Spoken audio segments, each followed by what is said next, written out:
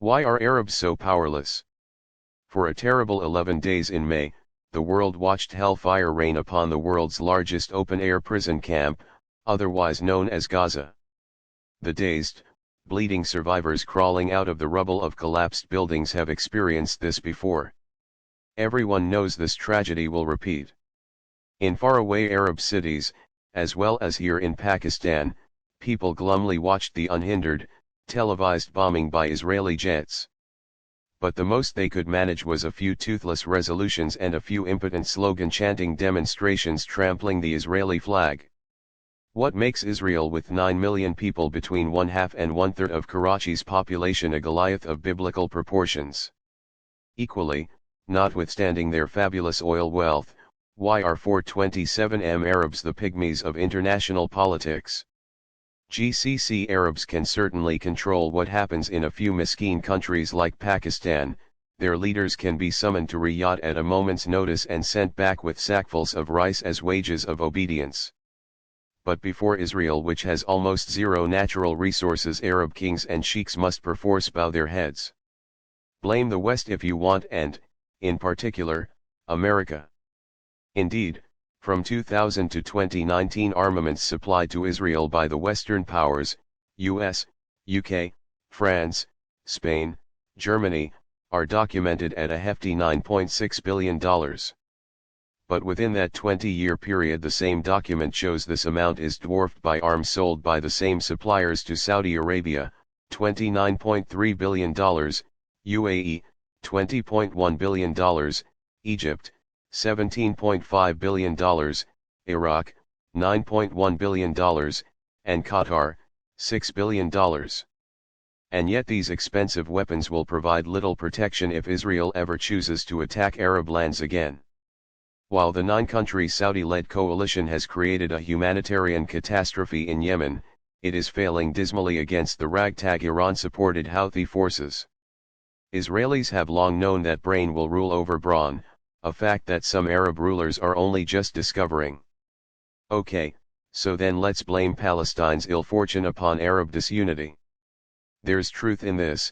Arabs are indeed bitterly divided. But when were they not?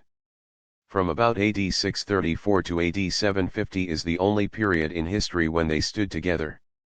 Then, after Nasser won the Suez War against Britain, Arabs united again for a brief, euphoric moment. But this unity did nothing to avert their crushing defeat in the 1967 Arab-Israeli War, that which forever changed borders. And while friends and activists for Palestine, including myself, would love to see Fatah and Hamas patch up their differences, doing so will not change things fundamentally. The secret of Israel's strength is not hidden in its weaponry. Instead, this still expanding and still colonizing apartheid settler state uses the same magic that enabled just a handful of 18th-century Englishmen to colonize the entire Indian subcontinent. Let's recall that in ruling over 200 natives for 250 years, at no time did Britain have more than 50,000 white soldiers on Indian soil. Although better guns and cannons gave them an edge, in fact their real not-so-secret weapon was much bigger. That weapon was a system of organized thought based upon a rational and secular approach to life, a modern system of justice, and a new set of social relations. This was sustained and enhanced by Enlightenment-era education that de-emphasized rote learning of the scriptures, was this worldly and future-oriented, and which focused upon problem-solving skills using systematic, scientific thinking. Having invented modern means of communication such as railways and telegraph, a mere island in the North Sea could boast of an empire over which the sun never sets. In a nutshell, imperialist conquests showed that brains would rule over brawn, a stark truth that got still starker with time. But where are brains produced? Obviously in the womb, but it is in schools, colleges, and universities where minds are shaped and sharpened. Hence, these days everyone and their uncle rush to one single conclusion: fix education and this will level the playing field, greatly diminishing or perhaps ending the inequalities of power.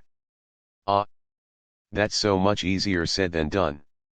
To have buildings and classrooms with teachers is one thing, but to coax the potential out of a student is altogether different. With their vast wealth, Arab countries have built impressive university campuses with well-equipped laboratories and well-stocked libraries. They have even imported professors from America and Europe. Yet, the needle has barely flickered so far.